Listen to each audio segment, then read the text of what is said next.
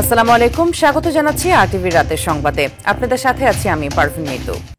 তত্ত্বাবধায়ক সরকারের সংশোধনী আনতে গণভোট লাগবে বলে জানিয়েছেন ঐক্যমত্য কমিশনের সহসভাপতি আলী রিয়াজ। এছাড়া সংসদে নারীর প্রতিনিধিত্বের বিষয়ে আগামী সপ্তাহে সিদ্ধান্ত নেওয়া হবে বলে জানান তিনি। তত্ত্বাবধায়ক সরকার গঠন ও ব্যবস্থাপনায় পরিবর্তন আনতে অবশ্যই গণভোট হতে হবে বলে মনে করেন বিএনপি নেতা সালাউদ্দিন আহমেদও। একই সঙ্গে নির্বাচনে পিআর পদ্ধতির বিরোধিতা করেন তিনি। আরও জানাচ্ছেন শাকিলা করিম।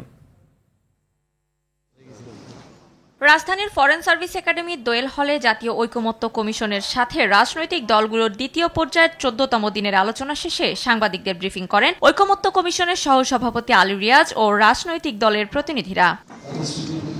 এ সময় বিএনপির স্থায়ী কমিটির সদস্য সালাউদ্দিন আহমেদ বলেন, দ্বিকক্ষ পার্লামেন্টের বিষয়ে সবাই একমত, তবে গঠন প্রক্রিয়া নিয়ে মত পার্থক্য রয়েছে। সংবিধান সংশোধন নিয়ে বিএনপির এই নেতা বলেন, তত্ত্বাবধায়ক সরকার ব্যবস্থায় যদি কোনো পরিবর্তন হতে হয় তাহলে তা অবশ্যই গণভোটের মাধ্যমে হতে হবে। কোনোভাবেই পিআর পদ্ধতি চায় না বিএনপি। আমরা যে আইডিয়ার কারণে যে কন্ট্রিবিউশন নেয়ার জন্য আমরা এই প্রস্তাবটা করেছিলাম আপার হাউস প্রতিষ্ঠার, সেই জায়গাতেই আমরা আছি। এখন কেউ অভিযোগ করতেই পারে এটা লোয়ার হাউসের রিপ্লিকা হবে ইত্যাদি। এদিকে জামায়াতের নায়েবে আমির দাবি করেন, উচ্চকক্ষ পিআরের ব্যাপারে বেশিরভাগ দল অনেকটা ঐকমত্যে পৌঁছেছে। নারীদের 100 আসনের ব্যাপারে জামায়াতের কোনো আপত্তি নেই। এখানে আমাদের স্ট্যান্ডিং হচ্ছে, আমরা নারীদের 100 আসনের ব্যাপারে জামায়াতের কোনো আপত্তি নেই, তবে নারীদেরকে একেবারে মাঠে ময়দানে নামে হয়রান ক্লান্ত করার যে কাঠিন্যতা আছে বাংলাদেশের এই পরিবেশে, অনেক মহিলা তো করতে বিরতি চায় না, তারপরে ক্যাম্পেইন ঠিক সেভাবে করতে পারে না। জন্য আমরা বলেছি এটাকে পিয়ার সিস্টেম করার জন্য। উচ্চ এবং নিম্ন কক্ষে 2/3 ভোট এবং বিশেষ আইন পাশে গণভোটের পক্ষে এনসিপি। মৌলিক সংস্কারের প্রশ্নে এনসিপি ছাড় দেবে না। নিম্ন কক্ষে 2/3, উচ্চ কক্ষে 2/3 মেজরিটি এবং বিশেষ অনুচ্ছেদগুলোর ক্ষেত্রে গণভোটের মধ্য দিয়ে সংবিধান সংশোধিত হবে, এই প্রস্তাবনাই জাতীয় নাগরিক পার্টির পক্ষ থেকে করা হয়েছে। সংবিধান সংশোধনের ক্ষেত্রে কেবল 2/3 ভোট হলেই হবে না, তত্ত্বাবধায়ক সরকারের মতো বিষয়ে সংশোধনী আনতে হলে গণভোট হতে হবে বলে জানান আলী রিয়াজ। সংসদের নারীর প্রতিনিধিত্বের বিষয়ে আগামী সপ্তাহে সিদ্ধান্ত হবে বলে জানান তিনি। আমরা মনে করি কমিশন এটা অত্যন্ত জোর দিয়ে মনে করে যে দ্বিকক্ষ বিশিষ্ট পার্লামেন্ট প্রতিষ্ঠা একটি গুরুত্বপূর্ণ প্রশ্ন। এ বিষয়ে একটা সিদ্ধান্তে আমাদের আসতে হবে। তিনি আরো বলেন, ঐকমত্য কমিশনের ব্যর্থ হওয়ার সুযোগ নেই, কিন্তু এর দায় একা কমিশনের নয়, রাজনৈতিক দলগুলোকেও নিতে হবে। শাকিলা করিম, আরটিভি, ঢাকা। বিএনপি ক্ষমতায় গেলে জুলাই গণ অভ্যুত্থান ও অন্তর্বর্তী সরকারকে রাষ্ট্রীয় ও সাংবিধানিক স্বীকৃতি দেওয়া হবে বলে জানিয়েছেন দলটির স্থায়ী কমিটির সদস্য সালাউদ্দিন আহমেদ। ফ্যাসিবাদ বিরোধী ঐক্যকে ধরে রাখার আহ্বান জানান তিনি। আর স্থায়ী কমিটির আরেক সদস্য ডাক্তার AZM জাহিদ হোসেন বলেছেন, রাজনীতির মাঠে কে কাকে লাল কার্ড দেখাবে তা ঠিক করবে জনগণ। নির্বাচন পেছানোর ষড়যন্ত্র করা হচ্ছে বলেও মনে করেন তিনি। রুদ্র রফিকের রিপোর্ট। মঙ্গলবার বিকেলে ঢাকা বিশ্ববিদ্যালয়ের টিএসসি মিলনায়তনে গণ অভ্যুত্থানের বাক বদলের দিন শীর্ষক আলোচনা সভার আয়োজন করে জাতীয়তাবাদী ছাত্রদল। আলোচনায় ছাত্রদল ছাড়াও বিভিন্ন রাজনৈতিক দলের ছাত্র সংগঠনের নেতারা যোগ দেন। শ্রদ্ধা করে স্মরণ করছি জুলাই অভ্যুত্থানের সকল মুক্তিকামী শহীদদের। প্রধান অতিথির বক্তব্যে বিএনপির স্থায়ী কমিটির সদস্য সালাউদ্দিন আহমেদ বলেন, গণ অভ্যুত্থানে অংশগ্রহণকারীদের বৈধতা নিয়ে যেন কেউ প্রশ্ন তুলতে না পারে, ক্ষমতায় গেলে সে ব্যবস্থা করবে বিএনপি। জুলাইয়ের ছাত্র গণ অভ্যুত্থানের যথাযথ মর্যাদা দেব, রাষ্ট্রীয় স্বীকৃতি দেব, সাংবিধানিক স্বীকৃতি দেব। সংবিধানের 4th তফসিলে তার বর্ণনা থাকবে, সেই বৈধতা দেয়া হবে। সেখানে 106 অনুচ্ছেদ অনুসারে যে সরকার গঠিত হয়েছে অন্তর্বর্তীকালীন সরকার, তার বৈধতাও ওখানে দেয়া হবে। এর আগে জুলাই আগস্ট গণ অভ্যুত্থানের বর্ষপূর্তি উপলক্ষে রাজধানীর ইঞ্জিনিয়ার্স ইনস্টিটিউশনে বিএনপির পেশাজীবীদের আলোচনা সভার ভেন্যু পরিদর্শন শেষে ডাক্তার জাহিদ বলেন, যত ষড়যন্ত্রই হোক প্রধান উপদেষ্টার প্রতিশ্রুত সময়ের মধ্যে নির্বাচন অনুষ্ঠিত হবে বলে আশাবাদী তার দল। জনগণ সিদ্ধান্ত নিবে কে কাকে লাল কার্ড আর সবুজ কার্ড সাদা কার্ড দেখাবে। আইন শৃঙ্খলার অবনতি ঘটানো যায় তাহলে নিশ্চয়ই কোনো না কোনো কর্নারের লাভ হওয়ার সম্ভাবনা আছে। তবে আমরা খুবই আশাবাদী ফেব্রুয়ারির মধ্যভাগের মধ্যে নির্বাচনের যে কমিটমেন্ট ওনারা করেছেন সেটি ওনারা ফুলফিল করবেন। এদিকে বিএনপির ভারপ্রাপ্ত চেয়ারম্যান ও আমরা বিএনপি পরিবারের পৃষ্ঠপোষক তারেক রহমানের পক্ষ থেকে 24-এর গণ অভ্যুত্থানে কুড়িগ্রামের 10টি শহীদ পরিবারের হাতে আর্থিক সহযোগিতা তুলে দেওয়া হয়েছে। কুড়িগ্রাম কেন্দ্রীয় ঈদগাহ ময়দানে এ উপলক্ষে আয়োজিত অনুষ্ঠানে অ্যাডভোকেট রুহুল কবির রিজভী বলেন, গত 16 বছরে বেগম খালেদা জিয়া ও তারেক রহমানের নেতৃত্বেই গণতন্ত্রের মাঠে রচিত পটভূমির উপর জুলাই আন্দোলনে বিজয় এসেছে। আগামী রমজানের আগেই সেই নির্বাচন ব্যবস্থা তারা করবেন। এছাড়া তারেক রহমানের বিরুদ্ধে মিথ্যাচার ও অপপ্রচারের প্রতিবাদে নয়াপল্টনে কেন্দ্রীয় কার্যালয় থেকে বিক্ষোভ মিছিল করেছে জাতীয়তাবাদী স্বেচ্ছাসেবক দল। রুদ্র রফিক, RTV, ঢাকা। এবার প্রতিনিধিদের পাঠানো তথ্যচিত্রে দেশের বিভিন্ন স্থানে বিএনপি ও সহযোগী সংগঠনগুলোর বিক্ষোভ মিছিলের খবর জানাচ্ছেন লামিয়া তানজিন মাহমুদ। প্রশাসনের নির্লিপ্ততায় আইন শৃঙ্খলা পরিস্থিতির অবনতি ও ষড়যন্ত্রমূলকভাবে দেশকে অস্থিতিশীল করার চেষ্টার প্রতিবাদে বরিশালে বিক্ষোভ মিছিল করেছে স্বেচ্ছাসেবক দল। মব সৃষ্টির অপচেষ্টা এবং শিক্ষা প্রতিষ্ঠানে শিক্ষার সুষ্ঠু পরিবেশ বিনষ্টের প্রতিবাদে চাঁদপুরেও বিক্ষোভ মিছিল করেছে জেলা ছাত্রদল। একই কর্মসূচি পালন করেছে নাটোর এবং ঝালকাঠির স্বেচ্ছাসেবক দলের কর্মীরা। কোন অপকর্ম, আইন শৃঙ্খলার অবনতি এবং অপপ্রচার করে জিয়া পরিবারকে দমিয়ে রাখা যাবে না। এদিকে কিশোরগঞ্জ এবং ময়মনসিংহ জেলা স্বেচ্ছাসেবক দলের ব্যানারে মিছিল বের হয়ে শহরের বিভিন্ন সড়ক প্রদক্ষিণ করে। বিএনপির ভারপ্রাপ্ত চেয়ারম্যান তারেক রহমানকে নিয়ে কুরুচিপূর্ণ মন্তব্য ও বিএনপির বিরুদ্ধে অপপ্রচারের প্রতিবাদে নোয়াখালীতে বিক্ষোভ মিছিল ও প্রতিবাদ সমাবেশ করেছে ছাত্রদল। তারেক রহমানের নির্দেশনা অনুযায়ী সর্বোচ্চ ধৈর্যের পরিচয় দিতে এতদিন সহ্য করেছে স্বেচ্ছাসেবক দল বলে মন্তব্য করেছেন সুনামগঞ্জের স্বেচ্ছাসেবক দলের শিল্প বিষয়ক সম্পাদক। বাংলাদেশ থেকে এই রাজাকার আল-বদরদের উৎখাত করতে শুধুমাত্র স্বেচ্ছাসেবক দলই যথেষ্ট। কেন্দ্রীয় কর্মসূচির অংশ হিসেবে বাগেরহাট এবং পটুয়াখালীতেও বিক্ষোভ মিছিল ও সমাবেশ করেছে জেলা ছাত্রদল এবং স্বেচ্ছাসেবক দলের সমর্থকরা। লামিয়া তানজিন মাহমুদ, RTV। মুজিববাদী আদর্শ গত 50 বছর দেশকে বিভাজিত করে রেখেছিল বলে মন্তব্য করেছেন জাতীয় নাগরিক পার্টির আহ্বায়ক নাহিদ ইসলাম। দেশ করতে জুলাই পদযাত্রার 15তম দিনে ভোলা প্রেস ক্লাব চত্বরের পথসভায় তিনি কথা বলেন। তিনি বলেন, মুক্তিযোদ্ধা বনাম রাজাকার এর মধ্য দিয়ে শেখ হাসিনা দেশকে বিভাজিত করে রেখেছিল। 24-এর গণ অভ্যুত্থানে গণপ্রতিরোধের মুখে শেখ হাসিনা পালাতে বাধ্য হয়। এর মধ্য দিয়ে যে নতুন বাংলাদেশ সৃষ্টি হয়েছে, এনসিপি তা রক্ষা করার শপথ নিয়েছে বলে জানান নাহিদ ইসলাম।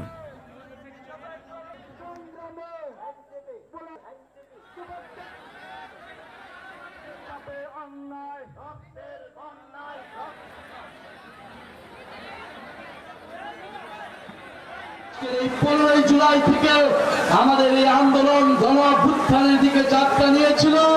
আমরা সেই গণ অভ্যুত্থানকে ধারণ করে নতুন বাংলাদেশ বিনির্মাণে, গণতান্ত্রিক বাংলাদেশ বিনির্মাণে, ইনসাফের বাংলাদেশ বিনির্মাণে, দায় ও দরদের বাংলাদেশের বিনির্মাণে শপথবদ্ধ হই। 19 জুলাই সোহরাওয়ার্দী উদ্যানে ইতিহাসের সবচেয়ে বড় জামায়াতের আশা করছে জামায়াতে ইসলাম।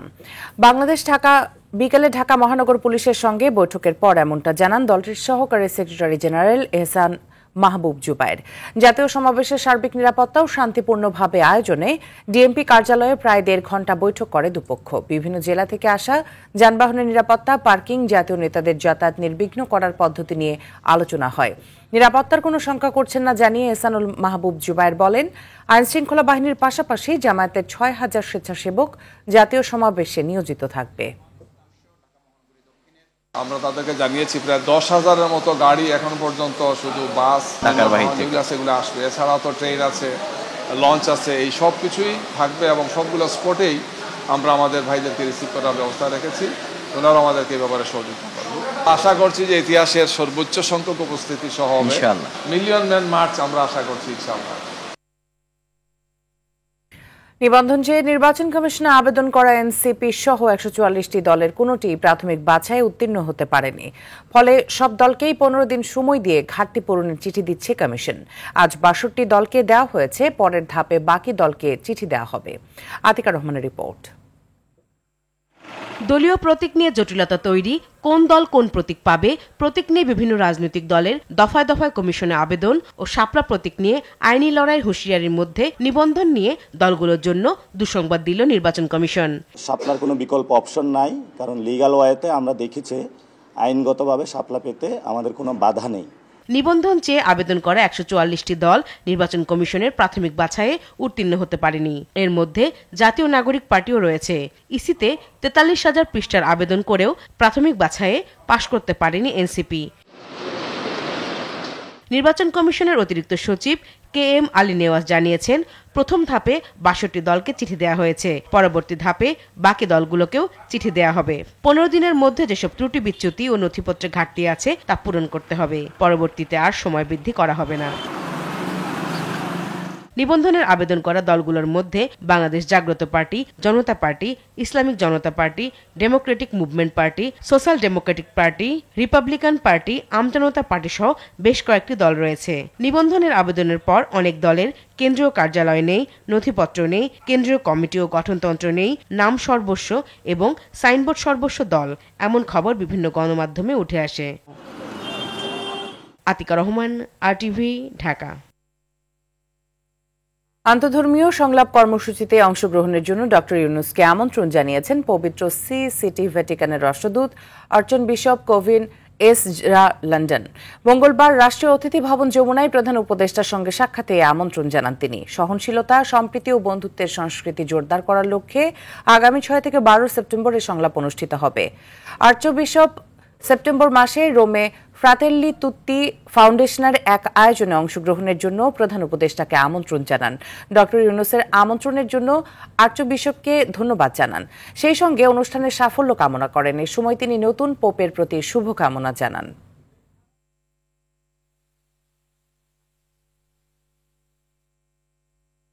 রাজধানী মিটফোর্ডের সামনে ভাঙাড়ি ব্যবসায়ী সোহাগ হত্যা মামলার অন্যতম আসামি নান্নুকে নারায়ণগঞ্জের বন্দর থেকে গ্রেপ্তার করেছে র্যাব। রোববার দিনগত রাত 1টার দিকে তাকে গ্রেপ্তার করা হয়।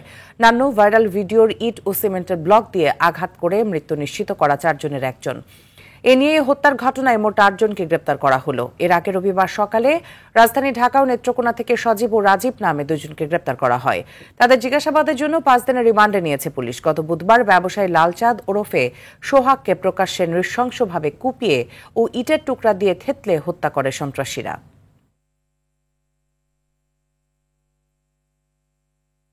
ঢাকা বিশ্ববিদ্যালয়ের শিক্ষার্থী ও ছাত্রদল নেতা শাহরিয়ার আলম সাম্য হত্যার 2 মাস পেরিয়ে গেলেও এখন পর্যন্ত উদ্ঘাটন হয়নি হত্যার রহস্য।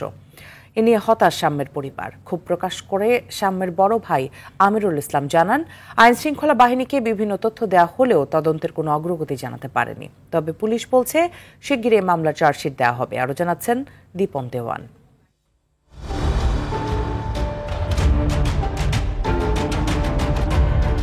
গত 13 মে রাতে সোহরাওয়ার্দী উদ্যান সংলগ্ন এলাকায় একদল দুর্বৃত্ত ছুরিকাঘাত করে শাহরিয়ার সাম্যকে।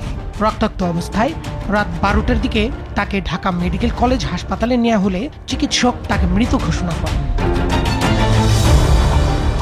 14 মে সাম্যের বড় ভাই শরীফুল ইসলাম শাহবাগ থানায় একটি হত্যা মামলা দায়ের করেন।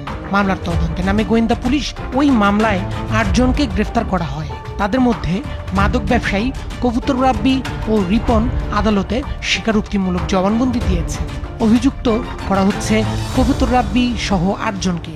চার্জশিটে সংযুক্ত হচ্ছে সুইচ গিয়ার, টেজার গান ও দেশীয় অস্ত্র। অভিযুক্ত যারা আমাদের হাতে আটক হয়েছেন তাদের কাছ থেকে প্রাপ্ত জবানবন্দি এবং অন্যান্য সাক্ষীদের যে জবানবন্দি সব বিশ্লেষণ করেছি। মামলার তদন্ত প্রায় শেষ পর্যায়ে নিয়ে এসেছি। আশা করি খুব শীঘ্রই এই মামলার পুলিশ প্রতিবেদন বিজ্ঞ আদালতে দাখিল করা হবে। 13 জুলাই সাম্য হত্যার 2 মাস পার হয়। রবিবার গোয়েন্দা কার্যালয়ে ডাকা হয় তার পরিবারের সদস্যদের।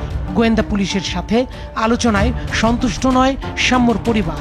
তাদের বক্তব্য মতে বোঝা যাচ্ছে সাম্যর সাথে তারা পূর্ব পরিচিত আছে, এই মাদক কারবারিদের আগেও তাদেরকে শাসন করছে, কিন্তু তারা বলতেছে যে না, আমরা আরো একটু অধিকতর তদন্ত করতেছি, অন্তরালে কেউ আছে কিনা। তো অধিকতর তদন্ত করতে তো 2 মাস সময় লাগে না, আপনি যদি মূল আসামি কালপ্রিটকে ধরে ফেলেন আর কি। তো আমরা একটু উষ্মা প্রকাশ করে আসছি। আইন শৃঙ্খলা বাহিনীর তদন্ত প্রতিবেদনের অপেক্ষায় সাম্যর পরিবার। দীপন দেওয়ান, RTV, ঢাকা।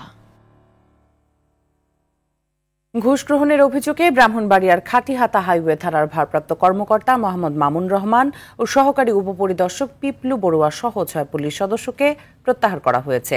হাইওয়ে পুলিশ জানায় গত 3 জুলাই সিলেট থেকে আসা ঢাকাগামী পণ্যবাহী একটি কাভার্ড ভ্যান জব্দ করে খাটিহাতা থানা পুলিশের একটি দল পরে কাভার্ড ভ্যানটিতে অবৈধ পণ্য পরিবহনের অভিযোগ এনে 90,000 টাকা ঘুষ নেন। এ নিয়ে বেসরকারি একটি টেলিভিশনে সংবাদ প্রচারের পর শাস্তিমূলক ব্যবস্থা হিসেবে থানার ওসি সহ 6 পুলিশ সদস্যকে প্রত্যাহার করে হাইওয়ে থানা পুলিশের কুমিল্লা রিজনের পুলিশ সুপারের কার্যালয়ে যুক্ত করা হয়।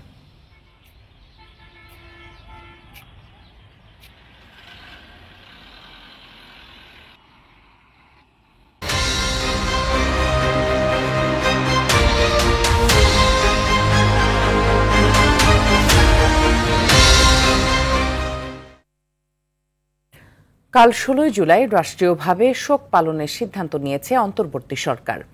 জুলাই শহীদ দিবস উপলক্ষে মঙ্গলবার মন্ত্রিপরিষদ বিভাগের এক প্রজ্ঞাপনে এই সিদ্ধান্ত জানানো হয়। প্রজ্ঞাপনে বলা হয়, কাল বাংলাদেশের সব সরকারি, আধা সরকারি ও স্বায়ত্তশাসিত প্রতিষ্ঠান এবং শিক্ষা প্রতিষ্ঠান সহ সব সরকারি বেসরকারি ভবন এবং বিদেশে বাংলাদেশ মিশনগুলোতে জাতীয় পতাকা অর্ধনমিত থাকবে। এছাড়া শহীদদের মাগফিরাতের জন্য দেশের সব মসজিদে বিশেষ দোয়া হবে। অন্যান্য ধর্মীয় প্রতিষ্ঠানে বিশেষ প্রার্থনা করা হবে। এর আগে প্রতি বছর 16 জুলাইকে জুলাই শহীদ দিবস হিসেবে ঘোষণা করে সরকার। এছাড়া গণ অভ্যুত্থানে আওয়ামী লীগ সরকারের পতনের দিন 5 আগস্টকে জুলাই গণ অভ্যুত্থান দিবস ঘোষণা করা হয়েছে। এদিন সাধারণ ছুটি থাকবে। মার্কিন যুক্তরাষ্ট্রের দেয়া ট্যারিফ মোকাবেলায় সরকারকে সমন্বিত সহযোগিতার আশ্বাস দিয়েছেন বিএনপির স্থায়ী কমিটির সদস্য আমির খসরু মাহমুদ চৌধুরী। রাজধানীর একটি হোটেলে বিজিএমইএ, বিকেএমইএ সহ ব্যবসায়ী প্রতিনিধিদের সাথে বৈঠক শেষে আমির খসরু বলেন, যুক্তরাষ্ট্রে 35% শুল্ক আরোপের ফলে $8 বিলিয়ন রপ্তানি আয় ব্যাহত হওয়ার পাশাপাশি ঝুঁকতে থাকবেন 15 লাখ মানুষের কর্মসংস্থান। এর সাথে ক্ষতিগ্রস্ত হবে দেশের সামগ্রিক অর্থনীতি, যা বহন করার সক্ষমতা বাংলাদেশের নেই। শুল্ক আরোপের সাথে নিরাপত্তা সম্পর্কিত নানা বিষয় জড়িত থাকতে পারে মন্তব্য করে এই বিষয়ে সরকারকে জোরালো ভূমিকা রাখার আহ্বান জানান তিনি। আমরা একটা কঠিন সময় পার করছি, এটার সমাধান যদি সঠিকভাবে করতে না পারি আমরা, তাহলে আমাদের অর্থনীতির সাথে জড়িত যে সমস্ত সার্ভিস সেক্টর আছে, ইন্ডাস্ট্রি আছে, সবাই এফেক্টেড হবে। ট্যারিফের সাথে কিন্তু এটা নিরাপত্তাজনিত কিছু বিষয় চলে আসছে এখানে। ঐক্যবদ্ধভাবে আমরা সবাই মিলে এটার একটা সুষ্ঠু সমাধান দরকার। এই জন্য আমরা বসেছি আজকে আলোচনায়। নারায়ণগঞ্জ 4 আসনের সাবেক সংসদ সদস্য শামীম ওসমান ও তার স্ত্রী সালমা ওসমানের বিরুদ্ধে 2টি মামলা দায়ের করেছে দুর্নীতি দমন কমিশন দুদক। বিকেলে সাংবাদিকদের এ তথ্য জানান দুদকের সহকারী পরিচালক ও জনসংযোগ কর্মকর্তা মোহাম্মদ তানজির আহমেদ। এছাড়া শামীম ওসমানের 2 সন্তানের নামে সম্পদ বিবরণী নোটিশ জারি করেছে দুদক। জানান, শামীম ওসমান ক্ষমতার অপব্যবহার করে 6,67,53,689 টাকার জ্ঞাত আয় বহির্ভূত সম্পদ অর্জন করেছেন। এছাড়া তার বিরুদ্ধে 9টি ব্যাংক হিসেব 439,82,39,480 টাকা অস্বাভাবিক লেনদেনের অভিযোগ আনা হয়েছে। আর সালমা হোসেনের বিরুদ্ধে 3,96,84,757 টাকার জ্ঞাত আয় বহির্ভূত সম্পদ অর্জনের অভিযোগ আনা হয়। এছাড়া তার 8টি ব্যাংক হিসেব 24,66,89,131 টাকার সন্দেহজনক লেনদেন পাওয়ার কথা জানিয়েছে দুদক। 24,66,00,000 টাকারও বেশি অস্বাভাবিক এবং সন্দেহজনক লেনদেন পূর্বক হস্তান্তর, রূপান্তর, স্থানান্তর করার অপরাধ অনুসন্ধানকালে প্রমাণিত হয়েছে। আত্মবিশ্বাস ধরে রেখে শ্রীলঙ্কার বিপক্ষে টি-20 সিরিজ শেষ করতে চায় বাংলাদেশ। ম্যাচ পূর্ববর্তী সংবাদ সম্মেলনে এমনই জানালেন সিনিয়র সহকারী কোচ মোহাম্মদ সালাউদ্দিন। কলম্বোর রানা সিংয়ে প্রেমাদাসা ক্রিকেট স্টেডিয়ামে ম্যাচ শুরু হবে আগামীকাল বাংলাদেশ সময় সন্ধ্যা 7:30টায়। লঙ্কানদের বিপক্ষে প্রথম টি-20তে হারের পর দ্বিতীয় ম্যাচে দাপুটে জয় নিয়ে সমতায় ফেরে বাংলাদেশ। সেই আত্মবিশ্বাসকে পুঁজি করে টি-20 সিরিজটা নিজেদের দখলে রাখতে চায় লিটন দাসের দল।